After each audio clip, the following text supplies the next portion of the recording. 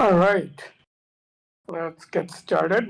And hello from Seattle. I just moved in the last couple of days. So let's see. Here we are.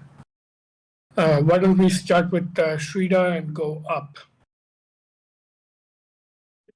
Sounds good. I thought this article was pretty interesting. Sometimes I find the writing style of this writer to be a bit annoying. I don't know why. I don't know if my ideas were super creative, but I thought that this will either help or hurt addictive behaviors. I figured that this could be used for this will be like TikTok on steroids. If we actually are able to do this, like I imagine a user can show up on the page and within like maybe the first few minutes of their scrolling, it'll see what kind of state they're in that day and adjust the rest of the feed accordingly. Um, I thought a productive use of this technology would be like if you're working and could predict kind of like when you might be distracted or like click elsewhere and mindfully like redirect your attention to that. I thought this would be interesting like if you're playing chess against a computer or poker as well. I wonder if I don't know, it could again, I don't know if this will be good or bad for that, but it could go either way. And then I also wonder if this will help with the CBT, again, because of the predictive behaviors. Yeah, okay, I'll pass it to Jenna. Thanks, Rita. Yeah, he's obviously Matt has been having a lot of fun with his website for 20 years now. So and I agree. Sometimes he loses me with his writing style a little bit. It's interesting. I think that's what you get when people are riffing quickly, and you kind of have to put up with it. So in terms of this 2-second precognition, the classic in that space for me has always been the eye blink reflex. So I did a little quick research about it just to remind myself. But there was this idea that if like a bee is flying at your eye when you're on a bike or whatever, your eye will actually close long before, and if we're talking nanoseconds, but long before any possible cognition could have happened at all. And I can't find a site for that, but I got that from a teacher once, and I'll hold it as true. But I want to know more about that so that all of the many reflex actions that are protective for us in a physical space, there's a way those are mysteriously going on all the time already, always have been.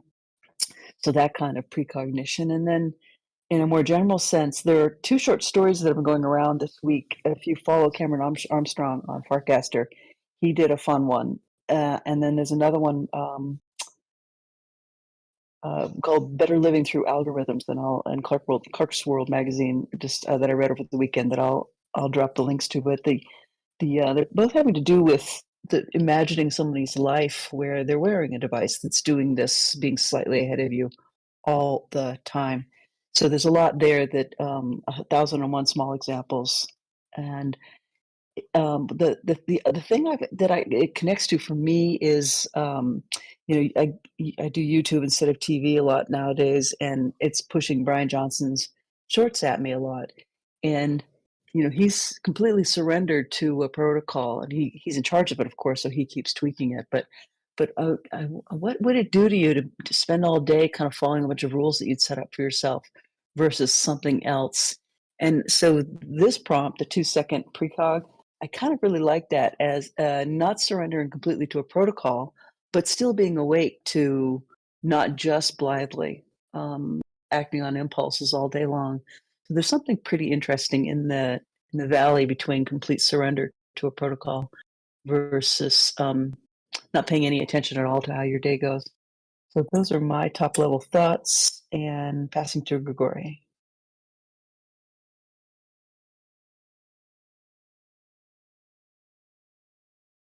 Me actually of Ted Chiang short story that I was reading recently, and the short story from Nature magazine. Let me look. It is called "What is Expected of Us." I will share a link a little bit later. And this short story is about a little device that basically can predict our next action, and don't want to retell the story. Read it. It's really short. So here's a link. Some interesting stuff happens then. But other than that, we are already experiencing something like what Matt is describing. And the best example I can think of is autocomplete, of course. And if you think about it, there is a kind of balance. Autocomplete can be very useful sometimes because it can help you correct your errors, but at other times, it can annoy the crap out of you. And I believe this is a universal condition with technology, and especially with these attempts of peering into the future. It will make your life a little bit easier in one dimension, but it will make it potentially a little bit harder in other dimension. So the balance will basically keep you from deleting this feature from your computer or from your operating system. But you're not going to be really thrilled about it. Now, is it even possible to predict the future? I don't think so. It will do a good job some of the time, but following the recommendation of this predictor every time will prove to be disastrous. Not unlike following your autocomplete recommendations every time. Finally, our own WebBrains probably have this capability to peer just a little bit into the future and process this information in some way. So we rely on it and we call it intuition. And some people are a little bit better than others on it. So, but again, you don't want to rely on your intuition every time. Even so, in group settings, you may defer your decision to a person who proved to be better at intuition. And I will pass it on to Anurash.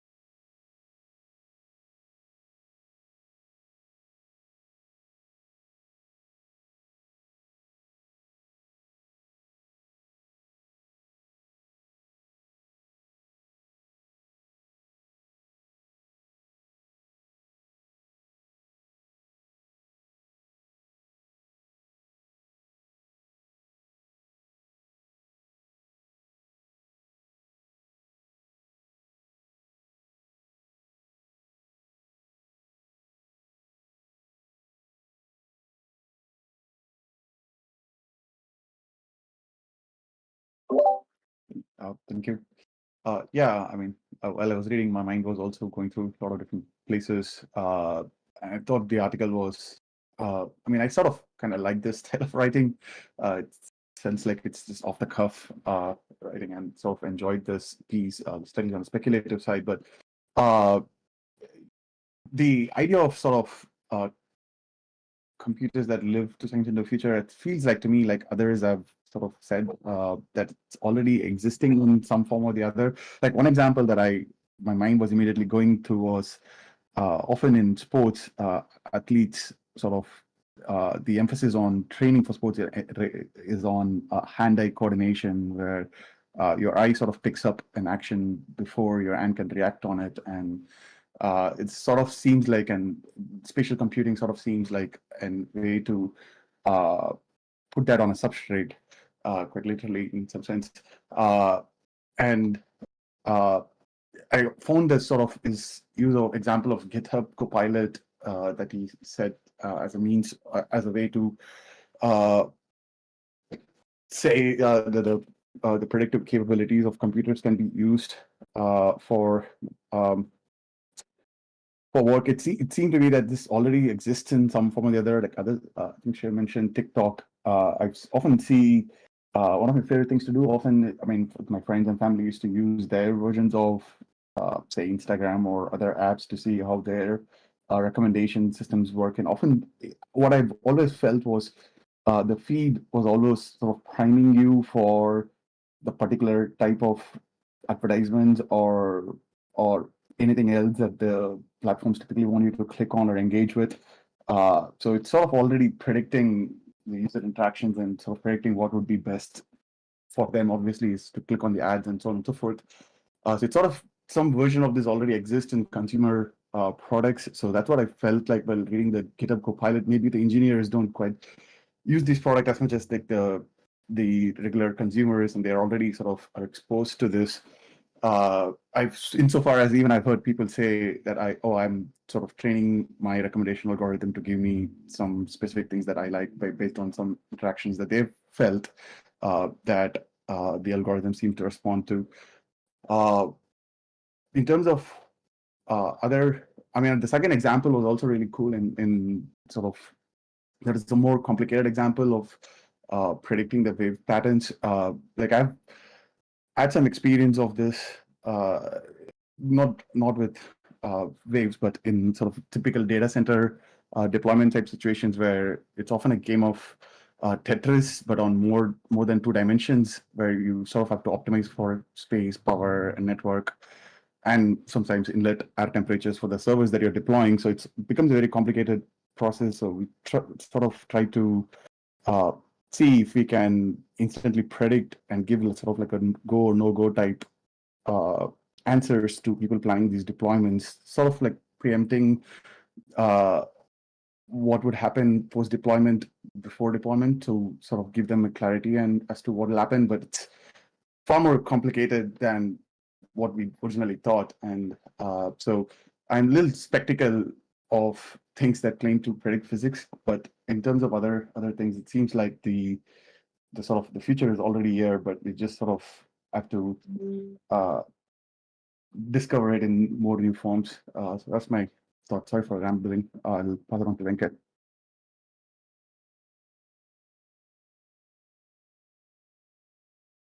Okay. Yeah, this.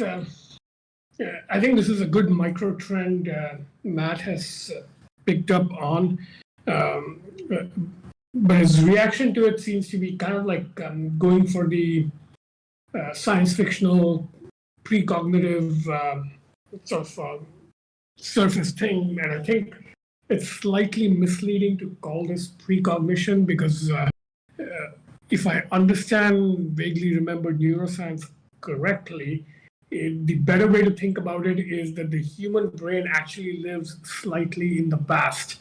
So our conscious awareness tracks like I don't think it's 2 seconds, but it's like several hundreds of milliseconds behind real-time events.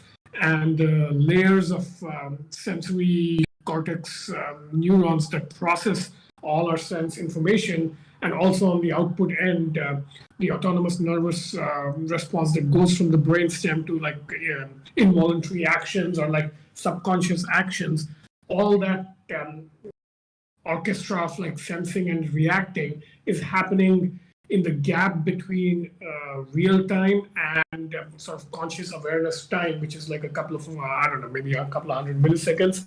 And if you're thinking computation, a huge amount of things can happen in such a small gap. So it's really like it's not precognition, it's kind of like lag arbitrage.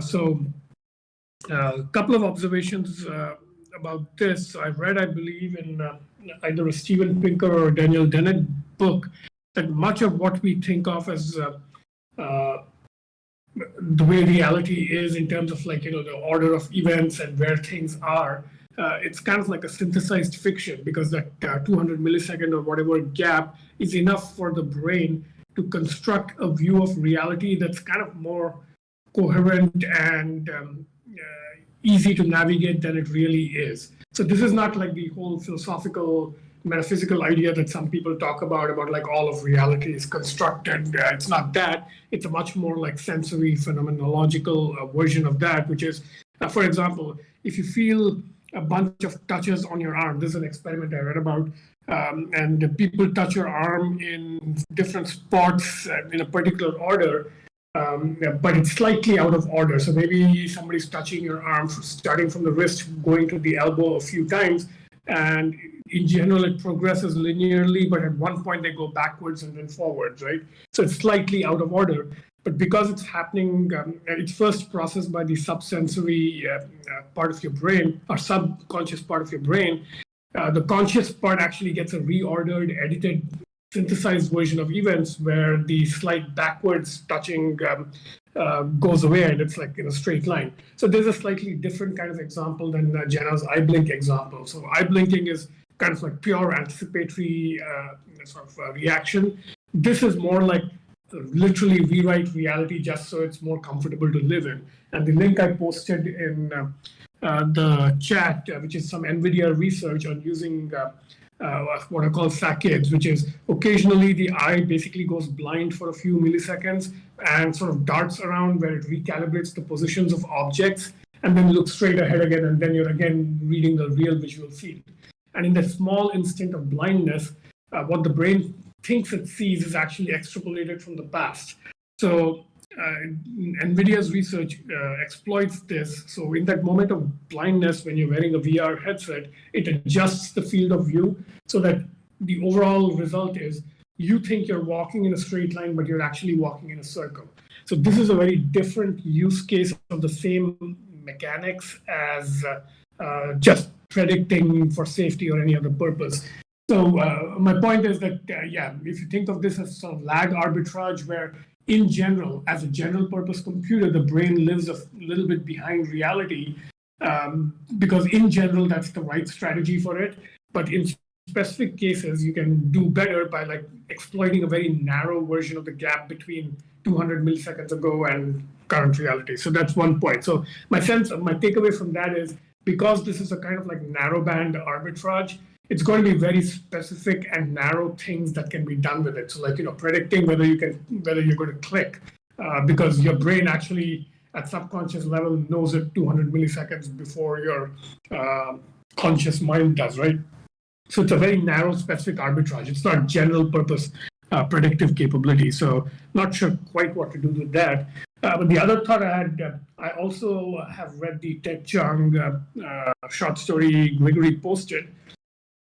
And I can't put my finger on it, but I think that 2-second button where the light blinks green if you're going to press the button 2 seconds in the future, there's something subtly different about that, where, you can kind of get that kind of uncanny effect with the Apple technology, I think.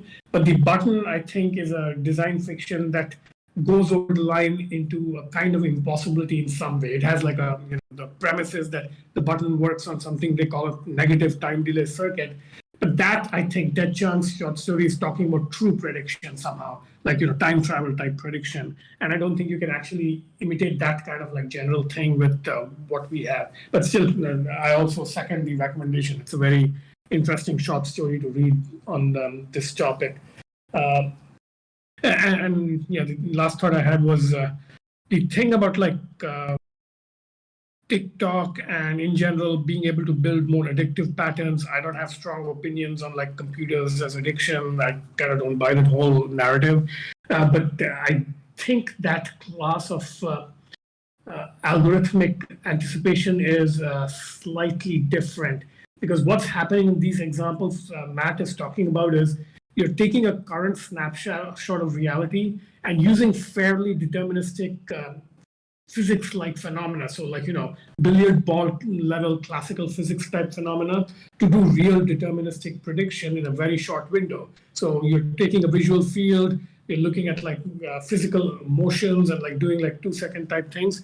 Whereas most of the behavioral anticipation algorithms, they pick up on long-term trends in behavior and usage. So if you've clicked on a lot of cat videos in the last year, it knows you like cat videos and might present it in anticipation, but it's not going to have this kind of real-time reactivity as we are talking about here, which I think is a fundamentally different beast. But again, I can't quite put my finger on it. But yeah, I'm sure, of course, people will figure out a way to make addictive algorithms of it, even if they're slightly different. But honestly, I'm looking forward to that. I would like to see devices that kind of like are addictive because they're like one step ahead of me.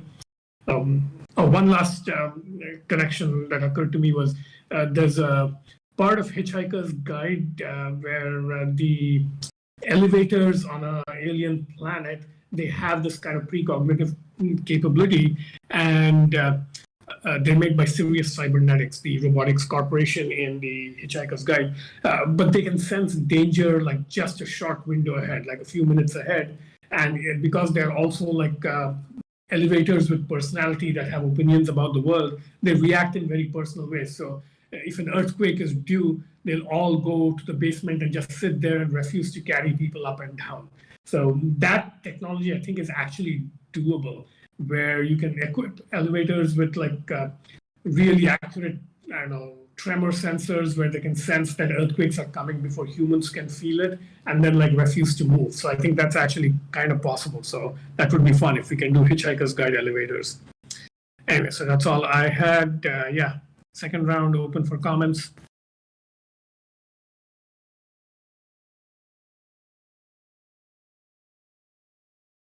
They had a friend of mine was raving about service dogs. She knows these people who do this kind of really serious service dog training for people like where the dog can detect that somebody's having an epileptic or about to have an epileptic seizure.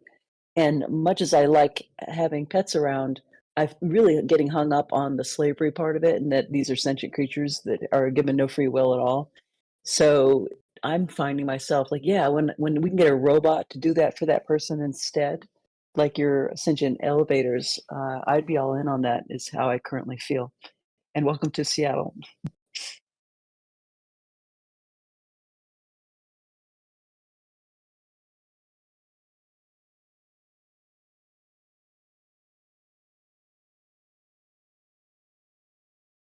More thoughts?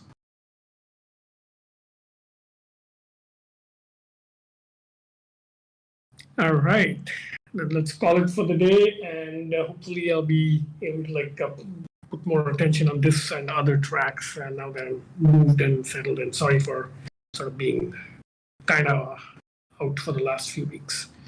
All right, see you guys next week.